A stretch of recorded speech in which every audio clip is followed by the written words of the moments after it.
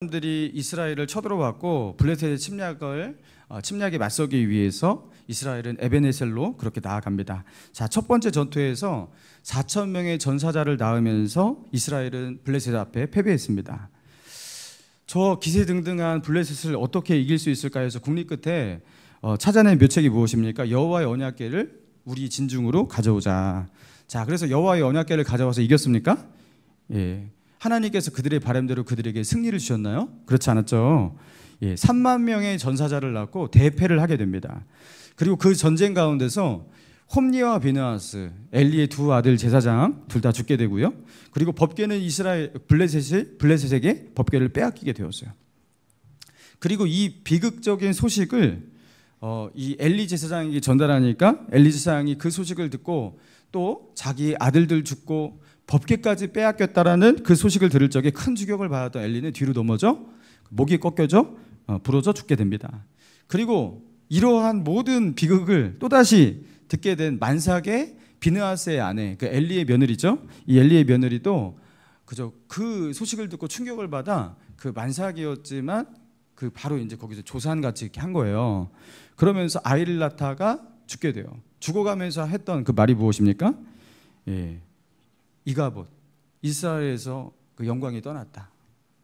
자, 그러면서 이 며느리도 죽게 돼요. 그러면서 엘리의 가문에서 이스라엘에서 줄초상이 나는 여러분 그런 이야기인 겁니다.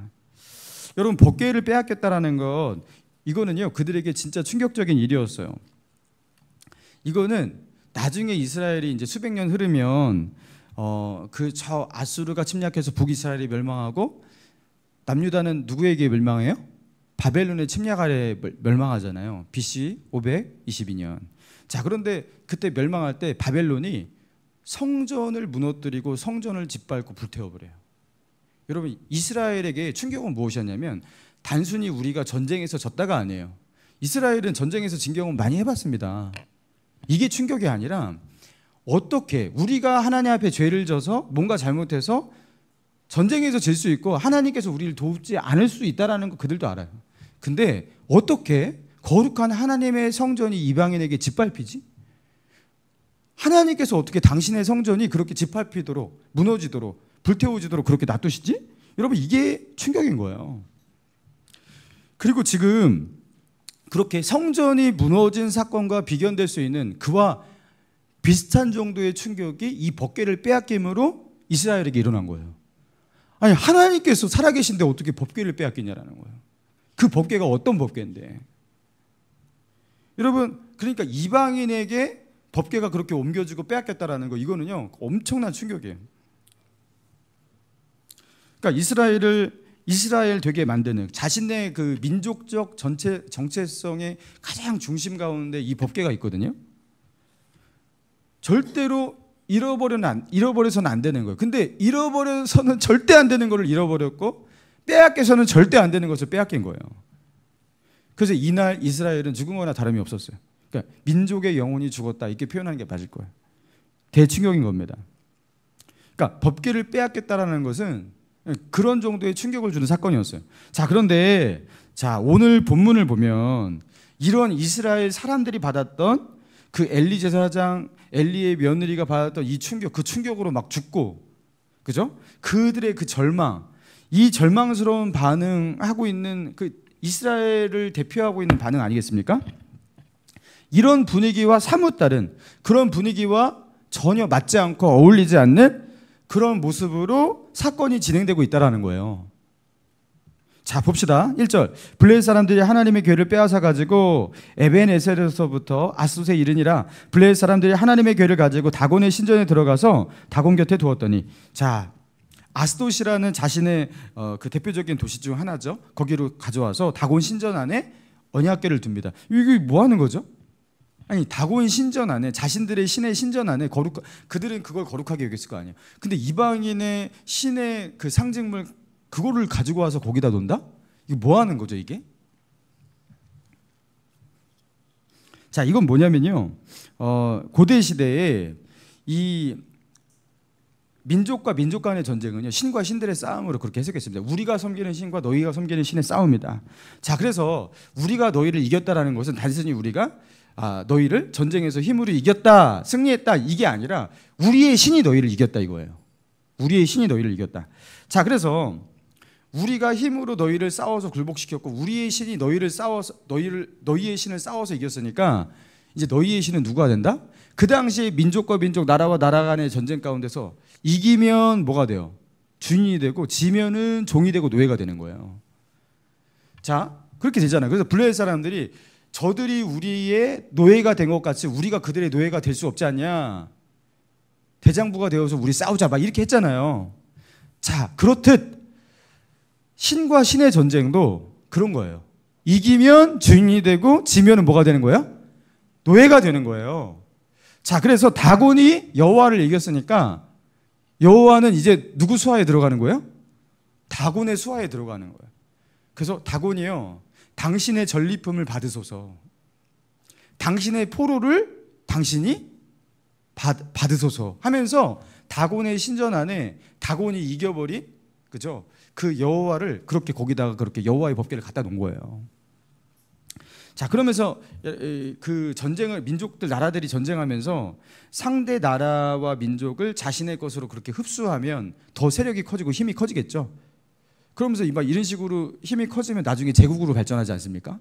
자, 이렇듯 신과 신도 자신이 어떤 신을 이기면 그 신의 힘까지 흡수하여서 더 큰 세력과 힘을 가지고 있는 신으로, 그렇게 그런 위엄을 가진 신으로 될 것이다라고 그렇게 상상하는 모습이 이들에게 있었다라는 겁니다. 그러면서 여호와의 언약궤를 다곤의 신전 안에 그렇게 두었다라는 거, 굉장히 이스라엘 사람들이 볼 때 굉장히 수치스러운 일이죠.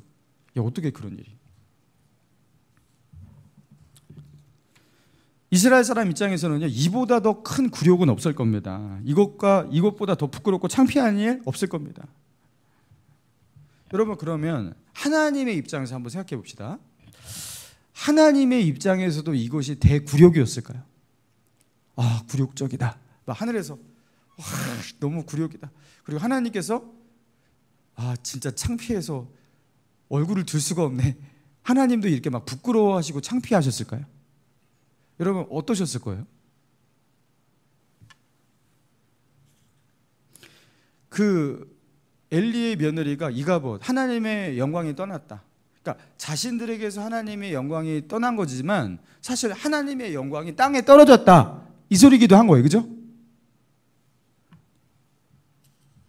하나님의 영광이 정말로 땅으로 떨어졌나요?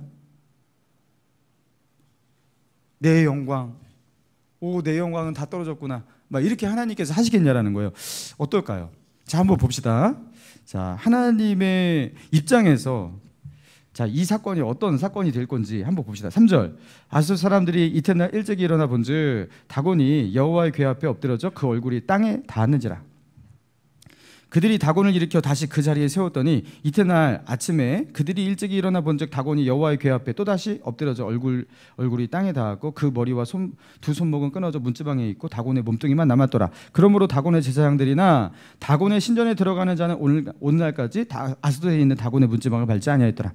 자, 다곤의 신전에서 일어난 그 일이에요. 자, 그런데 자, 보세요. 다곤의 신전 곁에, 그 다곤의 우상 옆에 여호와의 궤를 두었는데 다음날 아침이 되어서 일어나 보니까, 아마 이제 아침 일찍 일어나 갖고 문 열고 그 신전을 그렇게 열어 젖힌 사람은 누구겠어요? 다곤의 제사장 아니겠습니까? 자, 딱 보니까 다곤의 우상이, 자신들이 섬기는 다곤 우상이 어떻게 하고 있어요? 여호와의 궤 앞에 얼굴을 땅에 쳐박고 그렇게 엎드려진 상태로, 마치 이렇게 경배하듯이, 굴복하듯이 그렇게 엎드려진 상태로 있었다라는 겁니다. 여호와의 궤를 향해서. 이거 뭐지? 누가 이렇게 해놨어? 하면서 다곤의 제사장들이 그 다곤 우상을 다시, 야, 이거 누가 본 사람 없지? 하면서 다시 원래대로 놓았지 않았겠어요? 그리고 또 하루가 지나서 그 이튿날이 되었어요. 이튿날 아침에 들어가 보니까 이번에는 어떻게 돼 있어요? 다곤 우상이 여호와의 궤 앞에 똑같이 그렇게 엎드려져 있는데 이번에는 목이 잘려 있고 두 손목이 잘려서, 손이 잘려서 그 머리통과 두 손은 다곤 그 신전 있잖아요. 신전의 그 문지방에 떡하니, 그 문으로 들어가는 사람이 바로 볼 수 있도록, 그죠? 거기에 그렇게 머리와 두 손이 그렇게 잘려진 손이 그렇게 있었다라는 거예요. 그리고 몸뚱아리만 그렇게 궤 앞에 엎드려져 있었다. 그러면서 야, 이거 심상치 않다는 걸 느끼죠. 블레셋 사람들이 이런 일을 할 리가 없잖아요. 그죠? 자 보세요. 블레셋 사람들이 야 우리의 신 다곤이 이스라엘의 신 여호와를 이겼다. 그러면서 여호와를 포로로 잡아오듯 그저 자신의 신 다곤의 신의 전리품으로 먹잇감으로 그렇게 주듯 그렇게 다곤의 신전에 그렇게 두었단 말이에요. 다곤이요. 이스라엘이 섬기는 저 작은 신 당신의 제물로 바치겠나이다 하면서 그렇게 한 거예요. 자 그래서 다곤의 포로가 된 여호와가 됐거든요 이미. 자 그런데 지금 누가 누구의 포로가 돼 있냐라는 거예요. 누가 누구를 사로잡고 있냐라는 거예요. 누가 누구를 쳤고. 자 여기 목이 잘렸다. 다곤의 그 목이 잘렸잖아요. 목이 잘렸다는 건 뭐예요? 숨통을 끊어놨다라는 거예요. 죽었다라는 거예요. 손이 잘렸다는 건 뭘 말하는 겁니까? 손은 힘을 상징하잖아요. 그렇죠? 권능. 아무런 힘이 없다라는 거예요. 여호와 앞에. 그렇죠? 아무런 힘도 없는 그죠? 죽어진 그 우상에 불과하다라는 거예요. 자, 이스라엘이 블레셋 앞에 무기력하게 그렇게 패배하고 법궤까지 빼앗겼고, 여러분 이런 분위기, 그죠? 여호와의 영광은 땅에 떨어졌고 이스라엘을 떠났고, 자, 여호와는 이방인의 포로가 되어서 붙잡혀갔고, 자, 이런 이스라엘 사람들이 느끼는 이런 분위기, 우리가 아무리 못해도 우리가 다 죽는다 하더라도 언약궤만큼은 그 법궤만큼은 우리가 빼앗겨서는 안 됐는데 이럴 거 아니에요. 아니 목숨을 걸고 법궤를 지켰어야지. 그러면서 뭐 하나님 앞에 그래도 하나님을 뭐 안 섬긴다고 하지 않을 거예요. 하나님 우리가 당신의 그 법궤를 지키지 못했습니다. 우리가 여호와를 지키지 못했습니다. 당신의 영광을 우리가 땅에 쳐박았습니다.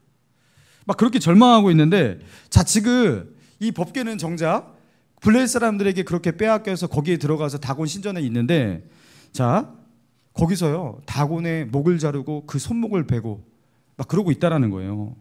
분위기가 심상치 않아요. 자 그러면서 또 어떤 일이 일어납니까? 6절 같이 읽습니다. 시작. 여호와의 손이 아솔 사람에게 엄중히 더하사 뭐가 임했다고요? 독한? 예, 독한 종기의 재앙. 자, 그래서 이 재앙이 그 종기가 뭐 종기 아닌가? 자, 근데 이 종기로 사람들이 막 죽어나가요. 그러니까 이 종기가 그냥 단순히 피부에 일어나는 뭐 피부병 정도가 아닌 거예요. 독한 종기. 아마 피부에서 퍼져나가는 뭐 암덩어리 같은 그런 것 같아요. 이것으로 인해서 그 지역을 쳐서 망하게 했다. 여기 망하게 했다라는 거 황폐하게 했다. 그러니까 여러분 누가 뭐 아파서 콜록콜록거리고 뭐 병든 사람이 있고 그렇다고 황폐해지지 않잖아요. 그죠? 이거는 엄청나게 많은 사망자를 말하는 겁니다. 그 지역이 황폐해질 정도로 수많은 사람들이 죽어나갔다는 걸 말하는 겁니다. 자, 보세요. 칼로 싸우는 전쟁에서 이스라엘이 칼을 들고 블레셋 사람을 치려고 할 때는요, 세상에 그죠? 블레셋을 이길 수가 없었어요. 근데 여호와의 언약궤까지 동원해 갖고 우리에게 승리를 달라고, 그죠? 여호와의 능력이 임하게 해달라고 하면서 그렇게 기도를 하면서 싸웠는데도, 그죠? 그들은 승리할 수가 없었어요. 자, 그런데 여호와의 법궤가 블레셋 진영 안에 홀로 들어갑니다. 근데 거기서요, 그죠? 여호와의 법궤로 인해서 거기서 막 칼로 그들을 물리치지 못한 그 블레셋 사람들이 여기저기서 죽어나가는 거예요. 자, 그리고 7절 보니까 아솔 사람들이 이를 보고 이르되 이스라엘의 신의 궤를 우리와 함께 있게 하지 못하게 할지라 그의 손이 우리와 우리의 신 다곤을 친다 하고 이에 사람을 보내어 블레셋 사람들의 모든 방백을 모으고 이르되 우리가 우리의 신의 궤를 어찌하랴 하니 그들이 대답하되 이스라엘의 신의 궤를 가드로 옮겨가라 하므로 이스라엘의 신의 궤를 옮겨갔더니, 자 이게 첫 번째 간 도시가 블레셋의 어디였어요? 아스돗이었어요. 기억하십시오. 아스돗. 그 다음이 어디였어요? 가드였어요. 가드. 이게 블레셋의 주요한 5대 도시가 있거든요. 자, 5대 도시 한번 봅시다. 지도 준비됐나요 혹시? 예. 띄워주시면, 자 보이시죠? 여러 가지 지명이 있는데 블레셋이라는 테두리 안에 5개 그 도시가 있어요. 근데 여기 그라를 빼고, 자 해안가 지중해에 인접한 3개 도시가 보이죠? 아스돗, 그 아래 아스글론. 그러니까 아스글론은 어디 등장합니까? 삼손 이야기할 때 아스글론 등장하잖아요. 그다음 그 밑에 가자, 뭐 가사라고 하기도. 그리고 자 내륙으로 조금 들어가 갖고 아스돗 옆에 에그론이라고 있죠. 예, 세 번째로 법궤가 옮겨진 곳이 에그론인데, 그리고 그 밑에 가드라고 있죠. 그죠? 자, 이게 이제 5대 도시입니다. 자, 왼쪽부터 아스돗, 아스글론, 가자, 그리고 오른쪽으로 에그론, 가드. 이게 이제 블레셋 5대 도시예요. 그 그리스가 도시국가였잖아요. 스파르타 도시국가예요. 그죠? 아테네 도시국가예요. 코린도도 도시국가였어요. 자, 이게 도시국가 기반으로 해갖고 나라를 형성하고 세력을 형성하고 막 그렇게 했던 거예요. 자, 그런데 그들이 이렇게 전쟁이 일어나면 똘똘 뭉쳐갖고 도시와 그 도시 국가들이 뭉쳐갖고 한 연합전선을 형성하죠. 블레셋도 그랬던 겁니다. 각 지역을 다스리는 그 왕처럼 군림하고 있는 방백들이 있었는데 전쟁이 일어나면 한 나라 한 민족이 되어서 똘똘 뭉쳐요. 자, 그런데 아소드에서 가드로 보낸 거예요. 그러니까 가드 사람들은 이 무시무시한 법궤를 왜 받았겠습니까? 야, 우리가 뭐 너희냐? 우리가 너희겠냐? 우리에게도 뭐 그런 일이 일어나겠냐? 하면서 그 법궤를 받았던 거예요. 근데 어떻게 됩니까? 예, 어떻게 됩니까? 9절 시작. 그것을 옮겨간 후에 여호와의 손이 심히 큰 환란을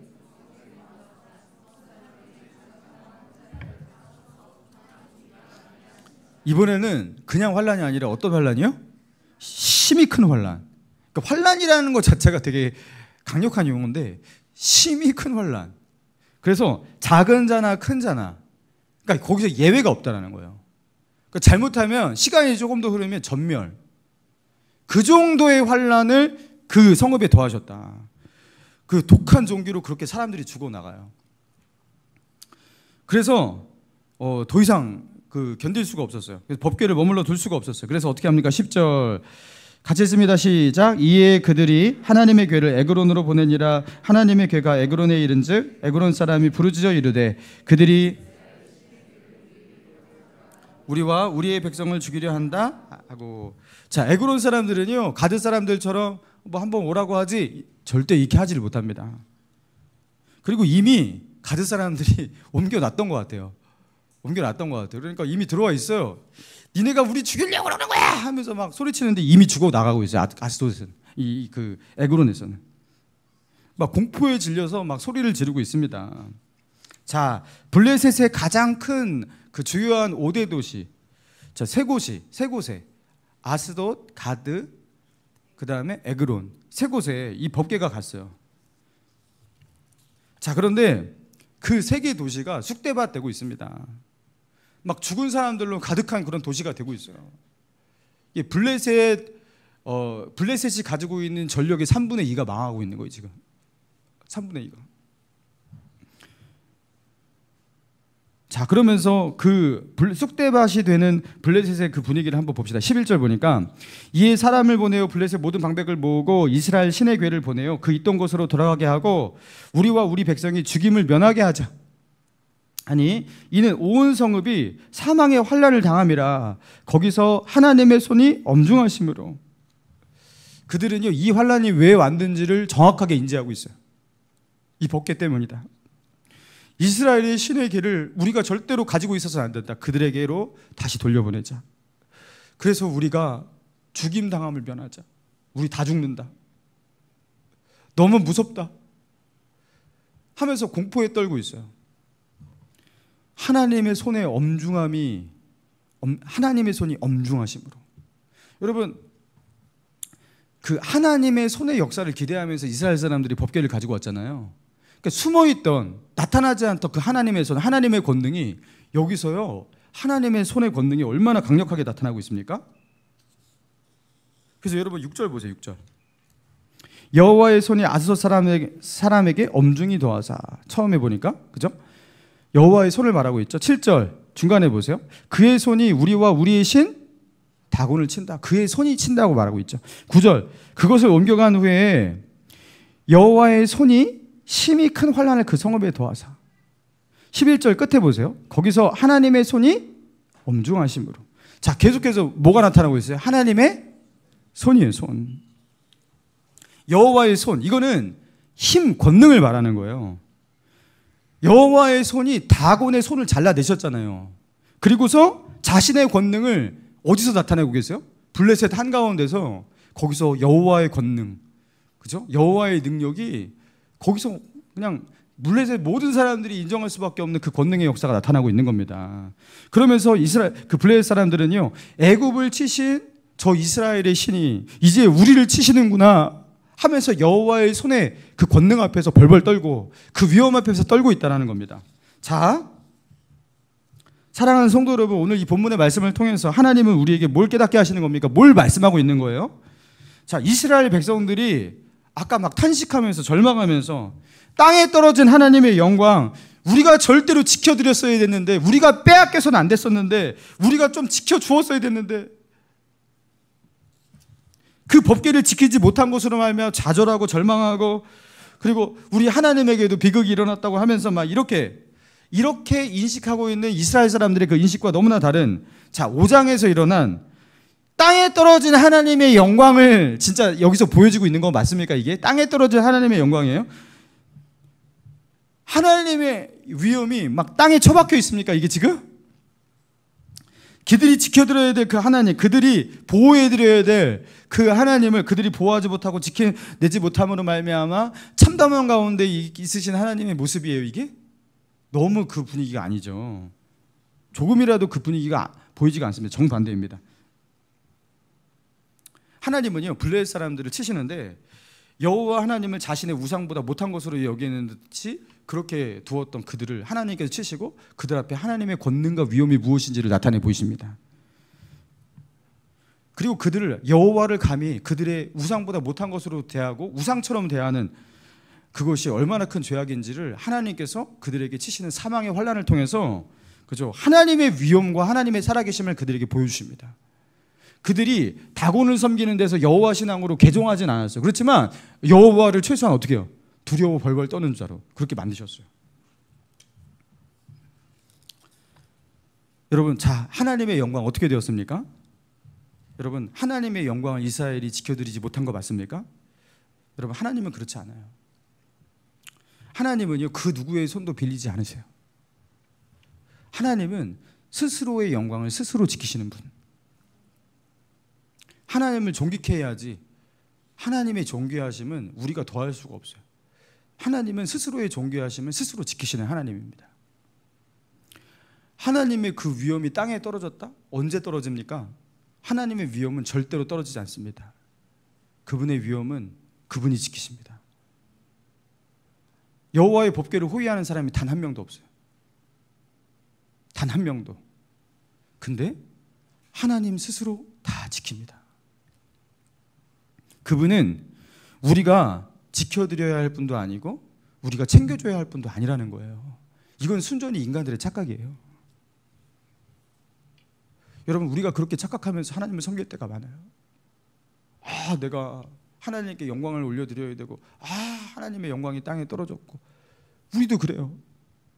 진짜 그게 맞냐라는 거예요. 저는 어렸을 적에 꿈이 무엇이었냐면, 나는 나중에 돈 많이 벌어서 부자가 되겠다, 성공한 사람이 되야겠다 그랬어요. 근데 중학교 1학년 때 예수님을 만났어요. 인격적으로 수련해갖고 은혜 받고 주님 만나고서 그 다음부터 이제 꿈이 바뀌었어요. 하나님께 영광 돌리는 삶을 살고 싶다. 그게 꿈이 되었어요. 그래서 하나님께 가장 큰 영광을 올려드리기 위해서 나는 어떻게 살아야 되는가를 고민했어요. 그러면서 하나님께 영광 돌리는 삶을 나의 비전과 꿈으로 삼고서 이런저런 꿈을 꿨거든요. 그 꿈 중에 이제 하나가 뭐냐면, 내가 공부를 잘해야겠다. 부모들이 좋아하는 거죠, 그죠? 네가 예수를 믿더니 공부를 열심히 하고 잘하는구나. 이거 진짜 좋잖아요, 그죠? 내가 뭐 10등 안에 드는 거 이 정도로는 내가 하나님 앞에 영광이 안 되지. 내가 반에서 1등은 자신 없고 3등 안에 들어야겠다. 뭐 이런 거. 내가 그렇게 해서 내가 서울대는 못 가더라도 스카이 안에는 가야겠다. 뭐 이런 거. 내가 하나님께 영광을 올려드리겠다. 제가 이랬어요. 그리고 나중에 부자가 되리라. 잘 나가는 사람이 되어서 사람들이, 당신은 어떻게 이렇게 성공할 수 있습니까? 다 하나님이 때문입니다. 그래서 하나님께 영광, 딱 그러면 하나님께서 막 영광 받으시고 막 이런 거 꿈꾸는 거예요. 하나님 얼마나 좋아하실까. 여러분, 이 마음 가운데 이게 순수한 마음이 없는 게 아니에요. 진짜 하나님 저 사랑했고요, 주님의 영광을 구하는 마음이 있었어요. 그런데 이 순수한 마음 못지않게 이 탐욕과 욕심도 굉장히 많은 거예요. 그러니까 우리는 하나님을 사랑하는 마음과 자기를 사랑하는 마음이 뒤에 엉켜서, 그죠? 알곡과 가라지가 같이 섞여 있고 막 이러잖아요, 그죠? 그래서 하나님께 영광도 되고 나의 욕망도 충족이 되고, 아 이거 누이 좋고 매부 좋고 하나님 같이 협상합시다, 이게 타결합시다, 이거 좋잖아요, 서로 좋잖아요, 막 이렇게 되는 거예요. 근데 이게 참 순수하지 못하라는 것을 또 이렇게 성경을 보고 또 묵상하고 또 기도하고 그러면서 깨달았어요. 아 내가 이게 순수하지 못하구나. 그러면서 아 나의 영광과 나의 욕망 또한 컸다라는 걸 인정하면서 그 다음부터는 오직 주님의 영광을 구하자, 그런 기도를 하면서 그렇게 살았어요. 오직 주님만, 나는 죽고 예수로 살자, 이런 영성으로 정말로 그렇게 주님을 바라보면서 그렇게 살았어요. 근데 또 이것도 문제인 거예요. 어느 날 주님께서 저에게 그렇게 말씀하셨거든요. 주님, 제가 주님을 위해서 살겠습니다. 정말 제가 주님을 위해서 헌신하겠습니다. 주님의 나라 위해서, 막 이렇게 기도를 하고 있는데 주님께서 저한테 이렇게 말씀하시는 것 같았어요. 대성아, 내 일은 내가 알아서 한다. 나의 영광이 너에게 달려있지 않다. 되게 서운한 말 같이 들리더라고요. 내 일은 내가 알아서 한다. 이게 무슨 말인가? 네가 선교에 헌신하고 뭐 선교 나가서 거기서 막 교회를 세우고 막 그러면 뭐 선교가 되고 하나님 나라가 막 세워지고 하나님께 영광이 되고, 네가 목회를 잘하고 뭐 교회를 부흥시키고 그러면 하나님께 영광이 되고, 좀 잘못하면 하나님의 영광이 땅에 떨어지고 하나님의 계획에 차질이 빚고. 너 그런 거 상상하니? 너 그런 거 상상하니? 내 일은 내가 알아서 한다. 여러분 이게 무슨 뜻이냐면, 하나님은 지금도 당신의 영광을 온 천하 만국 가운데 당신의 힘으로, 당신의 능력으로 동시다발적으로 당신의 초자연적인 모든 능력을 통해서, 그 뭐 어려운 것도 아니에요. 당신의 영광을 모든 사람에게 달리고 드러내실 수 있는 분이에요. 하나님에게 있어서 내가 그렇게 절실하지가 않다라는 거예요. 하나님이 그러면 나를 왜 사용하시는 거예요? 나를 왜 부르시는 거예요? 나에게 왜 헌신하라고 하시는 거예요? 난 너가 필요해. 너가 없으면 안 돼. 네가 나의 법궤를 꼭 지켜줘야 돼. 이게 아니라 나를 사용하시는 것은 나를 사랑하셔서 그러는 거예요. 나를 사랑하셔서 굳이 유독 나를 사랑하셔서 나를 이 자리에 앉히시고, 마치 여러분 요나를 불러서 저 니느웨로 가라. 여러분 그런데 요나가 말 들어요, 안 들어요? 안 듣잖아요. 가서도 물고기 뱃속에 들어갔다가 회개하고 나왔다가 나가서도 그 니느웨에 전포하는데 거기서도 막 투정 부리면서 내가 이럴 줄 알았다고 하면서 하나님 원망하고 막 그러잖아요. 아니 그렇게 막 투정 부리고 잔소리가 많고 믿음도 별로 저보다 좋지도 않은 것 같은 그런 요나, 뭐 그런 요나를 왜 들어서 사용하시냐는 거예요. 여러분 그 시대의 선지자가, 동시대의 선지자 호세아 선지자 아시죠? 옆으로 누우라 그러면 눕고, 엎드려라 그러면 몇 년 동안 너는 기다려봐. 이거 다 순종하는 그런 위대한 순종의 선지자들 즐비했어요. 근데 왜 말 안 듣는 요나를 골로 가라고 하시는 거예요 도대체? 여러분 요나서의 주제는, 하나님은 그 니느웨에 있는 10만 명의 사람들을 중요시하게, 그 많은 사람들을 구원하신다예요. 정말로 그게? 거기에 있는 사람들 죽는 거 원치 않는다. 숫자가 워낙 많기 때문에 그거예요 정말. 여러분 요나서는요, 정말 요나서를 보면서 이해하기 힘든 게 뭐냐면, 왜 이런 요나를 사용하느냐요. 이해할 수가 없는 거예요. 하나님이 사용할 때 진짜 최고로 불편한 사람, 말 안 듣는 사람, 하나님의 마음 모르는 사람. 여러분 근데 굳이 하나님이 요나를 들어서 요나를 굴복시키시고, 그죠? 요나에게 설득하시고 요나에게 막 설명하시고 막 하나님하고 막 논쟁까지 하고 막 그렇게 하면서 요나를 들어서 끝까지 사용하시는 그런 모습을 보여주시는데, 왜 요나냐? 하나님은 도대체 뭐가 아쉽냐? 여러분 하나님은 선지자가 없어서 요나를 사용하신 게 아니었습니다. 하나님은 요나를 사랑하신 겁니다. 그냥 요나를 사랑하신 거예요. 이번에 그 선교 가서 어떤 집사님이 그렇게 고백하셨죠? 아니 제가 그들에게 어떤 은혜를 주고 왔다기보다는 내가 거기서 은혜를 받고 왔습니다. 이거 모든 우리 지체들의 고백이었을 것 같아요. 여러분 이게 정답이에요. 주님이 나에게 은혜를 주시려고 나를 일꾼 삼으신 거예요. 이거 착각하면 안 돼요. 나에게 하나님의 영광스러운 일에 동참할 수 있도록 나에게 은혜를 주시고 있고 기회를 주시고 있는 거예요. 요나를 그렇게 부르시듯이 정말로 충성스러운 선지자, 말 한 번 하면요 그냥 끝까지 지키고 아무 말 없이 순종할 수 있는 그런 선지자가 즐비했지만, 요나야 네가 가졌으면 좋겠다. 너와 함께 이 일을 하고 싶다. 하나님이 이상하게 그 요나를 사랑해 주시는 거예요. 여러분, 하나님의 영광스러운 일에 우리를 불러주시고, 그렇죠? 우리와 함께 동역하게 하시고, 그래서 여러분 모든 헌신, 모든 사역은요 그 자체가 하나님의 은혜예요. 할렐루야. 여호와의 궤를 내가 지켜드려야 할 게 아니라는 거예요. 착각하지 말라는 거예요. 하나님을 내가 걱정해드리고 내가 챙겨줘야 하고, 우리는 그런 위치에 선 적이 단 한 번도 없습니다. 우리는 그런 사명을 받은 적이 없습니다. 내가 이 교회를 지켜야 되는데 이 교회를 누가 지켜? 여러분이 진짜 이 교회를 지킬 수가 있습니까? 이 교회를 지키는 게 정말로 맞습니까? 이게 사람이 맞습니까? 강 목사도 지키지 못해요. 우리는 그런 사명을 받은 적이 없어요. 하나님이 지키십니다. 하나님의 영광은 하나님이 지키십니다. 법궤를 빼앗겼다고 하나님의 영광이 땅에 처박힐 일이 없어요. 한 번도 하나님의 영광은 땅에 떨어진 적이 없어요. 그리고 나 때문에 하나님이 이전까지는 절대로 받으실 수 없었던 그 영광인데 나 때문에 왕창 받으셨어. 여러분, 그런 일도 없어요. 하나님은 손익계산을 하면서 우리를 부르시는 게 아니라는 겁니다. 하나님은 홀로 스스로 영광을 지키시고 높임 받으시기에 충분하신 하나님이라는 것, 언약궤를 지킬 누구의 손도 필요로 하지 않으신다라는 것, 그래서 그 언약궤는 홀로 있어도 영광스럽고 능력이 있다라는 것.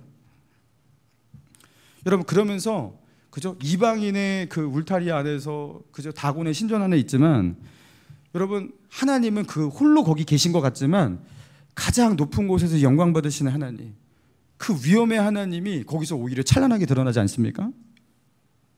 사랑하는 성도 여러분, 혹시 하나님의 영광, 하나님의 이름을 놓고서 협상하고 있지 않으십니까?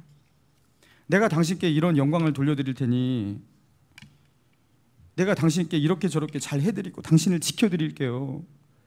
나와 함께 동업해 봅시다. 이런 식의 기도를 하고 있지 않냐라는 거예요. 누이 좋고 매부 좋고 우리 잘 좀 해봅시다. 약간 이런 구도로 하나님께 협상하듯 기도하고 계시는 분 많이 있으실 거예요. 착각하지 마시라는 겁니다. 내가 하는 이거 잘 안 되면 하나님의 영광도 끝. 아시죠? 그러면서 기도도 아닌 기도를 막 하면서 막 하나님 앞에, 하나님이 보실 때 이게 얼마나 답답하실까. 되도 않는 협박을 하면서, 여러분, 우리는 순전한 착각 속에 빠져 있는 겁니다. 하나님의 법궤를 잃어버리면, 우리가 지켜드리지 못하면 끔찍한 일이 일어날 것으로 그렇게 생각하고 착각하면서 절망하고 죽고, 우리가 지키지 못했다고 하면서 다음에는 지켜드릴게요. 그러니까 하나님, 우리 필요로 하시죠? 여러분, 이런 기도는 하나님께 일의 설득력도 없어요. 여러분, 그런 기도를 할 때 여러분 왠지 힘이 빠지는 느낌 드셨죠? 자, 하나님께 설득력이 없는 기도예요. 하나님은 우리가 절실해서 우리를 부르시고 막 그런 게 아니라는 거예요. 하나님은 우리를 사랑하시는 겁니다. 요나를 꼭 필요로 하셨던 게 아니라 요나를 사랑하셨던 겁니다. 우리가 그분의 순종에 응하지 않으면 그 자리를 대신할 수 있는 사람 너무나 많아요. 근데 나를 사랑하셔서, 그렇죠? 그렇게 부르시는 거예요. 여러분, 이런 죄를 가장 많이 짓는 사람이 무엇이냐면, 사람에게 주목받으면서 뭐 헌신하고 사역하는 목사 아니겠습니까? 하나님의 영광을 자기가 지켜드려야 할 것처럼, 이 교회가 부흥되지 않고 좀 잘못되면은 하나님에게 엄청난 타격이 되는 것처럼, 그리고 그 모든 것이 자기에게 달린 것처럼, 그리고 이 교회가 아니면 안 될 것처럼, 내가 아니면 안 될 것처럼 그렇게 여기면서, 사실은 하나님 앞에 가장 큰 교만의 죄를 질 수 있는 사람이 목사예요. 제가 그걸 알고 있어요. 그래서 이거 잘못하면 큰일 나는 거예요. 하나님이 누구신지 바로 알고 내가 누군지를 바로 알지 않으면, 그리고 내가 할 수 있는 일이 무엇이고 할 수 없는 일이 무엇인지 바로 알지 않으면 우리는요, 그죠? 엄청난 교만의 죄를 지으면서 하나님 앞에 되도 않는 어떤 기도를 하면서 그렇게 살아가는 거예요. 사랑하는 성도 여러분, 하나님의 영광 하나님께서 지키십니다. 하나님은 내가 챙겨줘야 하고 지켜줘야 할 그런 분이 아닙니다. 이 땅에서 하나님의 영광 내가 올려드려야지 그분은 받으시는 게 아니라 그분은 지금도 온전한 영광을 다 받고 계세요. 세상 만물들이 하나님을 찬양하고 있고 그분의 영광은, 그죠? 내가 더하고 덜할 수가 없어요. 뭐 빌 게이츠한테 내가 10,000원을 주든 안 주든 뭐 그게 아무 의미가 없듯이, 그죠? 하나님에게 아무 의미가 없을 수 있어요. 근데 하나님은 왜 나에게 이렇게 집착하시느냐? 그 의도를 바로 알라는 거예요. 하나님은 왜 나를 부르시느냐? 그럼 나를 왜 소중하게 여기시는 건데? 그분은 충만하시고 그분은 부자신데, 그죠? 왜 그러시는 거예요? 하나님은 나를 사랑하시고 나를 원하고 계시는 겁니다. 그죠? 나만이 드릴 수 있는 그 예배, 나만이 드릴 수 있는 그 순종의 예배가 있잖아요. 그래서 에녹이 하나님과 함께 동행하면서 그 하나님께 드렸던 그 예배, 하나님은 그거 받기 원하시는 거예요.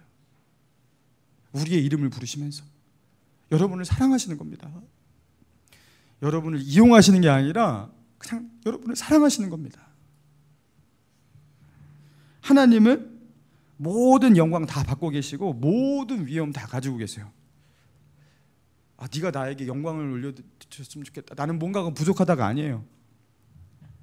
근데 하나님은 모든 것을 다 가지고 계시고 그분의 영광은 충만하고 그러시지만 하나님은 나를 사랑하셔서 나를 원하시는 겁니다. 네가 나에게 순종하고 나와 함께하고 나와 동행하기를 원한다. 네가 나를 사랑함으로 헌신하는 삶을 살아가기를 원한다. 그러면서 하나님은 우리를 사랑하시고 우리가 하나님을 사랑하길 원하시는 거예요.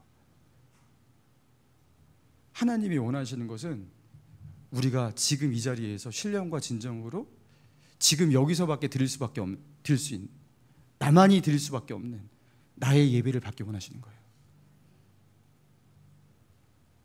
온 세상 만물들이 하나님을 찬양하는 그런 날을 오게 만들겠습니다, 이런 걸 꿈꾸시지 말라는 거예요. 제발. 할 수도 없는 일, 내가 드릴 수 있는 나만의 예배, 그거 받기 원하시니까 다윗처럼 지금 여기서 나의 예배를 드리시라고요. 내가 하나님을 사랑한다고, 나는 하나님이 나에게 가장 중요한 분이라고 하면서 오늘 하나님께 순종하면서 주님의 손을 붙잡고 오늘을 살아가면서 오늘만 드릴 수 있는 그 예배가 있잖아요. 그 예배를 받기 원하시는 거예요. 그 이스라엘 사람들은 이곳에서 실패했던 거예요. 엘리 제사장 이곳에서 실패했던 거예요. 엘리 제사장의 우상이 무엇이었습니까? 그는 왜 목이 부러져 죽었을까요? 다곤의 목이 부러지듯 엘리도 목이 부러졌죠. 자식이 우상이었습니다. 자식이 그렇게 잘못되는 거 알고도 자식을 우상처럼 섬기고, 그렇죠? 그 자식을 제대로 징계하지 못하고 그 옷 벗겨내지도 못하고, 그렇죠? 자식을 우상으로 그렇게 알고 그 살았던 엘리 제사장 목이 부러져 죽잖아요.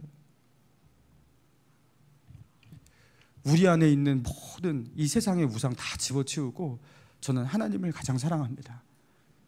하나님을 그렇게 예배할 수 있는 저와 여러분 되기를 주님의 이름으로 축원합니다. 우리 찬양하고 우리 기도하며 나아갑시다.